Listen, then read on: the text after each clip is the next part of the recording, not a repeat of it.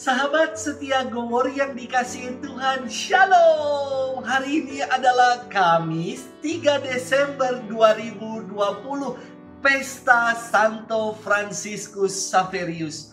Franciscus Xaverius dilahirkan di Spanyol pada tahun 1506. Beliau adalah seorang imam dan misionaris gereja yang besar. Santo Franciscus Xaverius belajar di Universitas Paris dan di sanalah ia bertemu dengan Santo Ignatius Loyola. Santo Ignatius pernah berkata kepadanya mengulangi kata-kata Yesus demikian. Apa gunanya seseorang memperoleh seluruh dunia tetapi kehilangan nyawanya? Perkataan itu begitu nancep ke dalam sanubari Franciscus sehingga ia memberikan diri untuk menjadi imam. Santo Ignatius mengutusnya untuk menjadi misionaris ke Hindia Belanda. Ketika Raja Portugis hendak memberinya hadiah untuk perjalanan misinya, Franciscus menolak pemberian raja. Dengan halus ia berkata kepada raja demikian, cara terbaik bagi seseorang untuk mendapatkan martabat sejati adalah dengan mencuci baju serta masak makanannya sendiri. Santo Franciscus Xaverius mempertobatkan banyak sekali orang. Ia membaptis begitu banyak orang hingga tangannya menjadi terlalu lemah bahkan untuk mengangkatnya sendiri. Suatu ketika ia berhadapan dengan segerombolan perompak yang garang.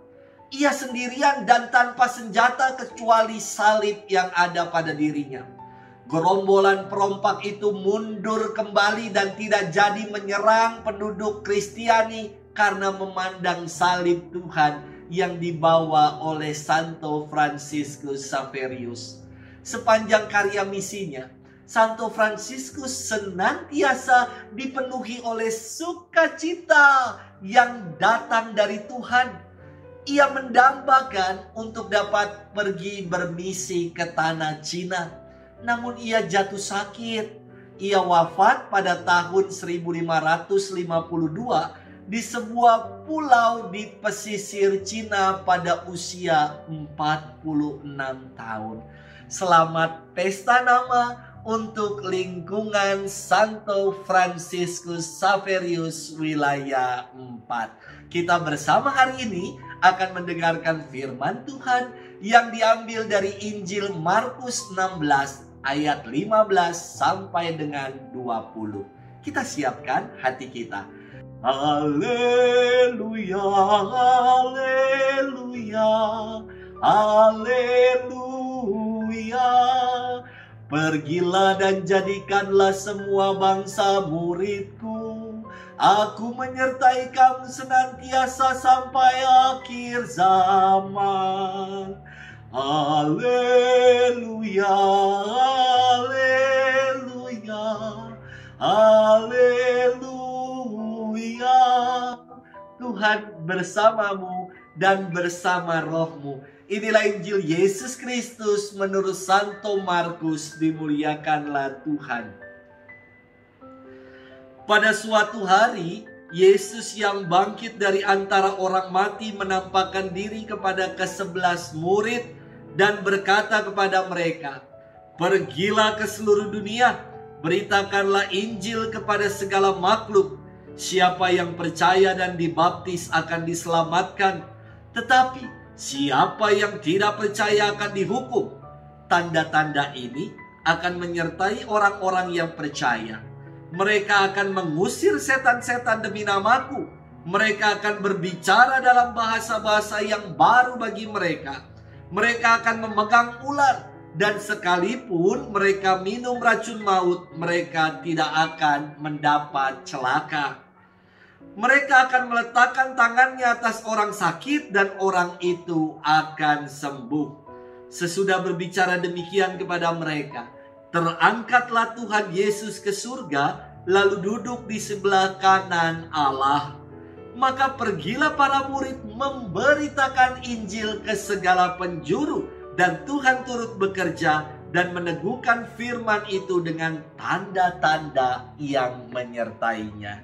Demikianlah Injil Tuhan, terpujilah Kristus. Sahabat setia Glory yang dikasihi Tuhan, Shalom. Suatu kali saya didatangi umat Allah yang memohon doa karena bisnisnya semakin meredup. Banyak klien yang tidak mau bekerja sama lagi. Dan ia merasa aura dirinya ditutup orang. Saya katakan kepadanya, Pak, bukan aura Bapak yang tertutup, namun hati Bapak yang sudah tertutup terhadap Tuhan, sehingga kurang meyakini akan kuat kuasanya. Sahabat setia Glory yang dikasihi Tuhan, firman Tuhan hari ini berkisah tentang amanat agung, yakni perutusan yang diserahkan Yesus kepada para muridnya. Yesus bersabda, pergilah ke seluruh dunia, beritakanlah Injil kepada segala makhluk. Injil dari kata Yunani euangelion, yang berarti kabar gembira atau kabar baik. Perutusan para murid adalah untuk menjadi kabar baik, kabar gembira, dan sukacita bagi banyak orang. Untuk menjadi pewarta sukacita ini, tentu yang mewartakan harus mengalami dahulu. Karena pewarta sukacita tanpa pernah mengalami sukacita itu hanya mirip seperti sales atau pramusaji atau waiters yang menjajakan jualan mereka tanpa pernah mencobanya. Sahabat setia Glory yang dikasihi Tuhan, untuk menjadi pewarta Injil, kita harus baca firman dan mengalami Tuhan sebagai sumber sukacita sejati. Firman Tuhan meneguhkan tugas perutusan kita, yakni tanda-tanda akan menyertai mereka yang percaya. Mereka akan mengusir setan, berbicara dalam bahasa baru, memegang ular, minum racun maut dan tidak mati, menyembuhkan orang dengan meletakkan tangan atasnya. Ingat, tanda-tanda ini akan menyertai. Bukan berarti kita malah mencobai Allah dengan berkata, aku percaya Tuhanku dahsyat. Lalu ia minum racun tikus, pasti tidak mati. Mati karena itu mencobai Allah, bukan tanda-tanda yang menyertai.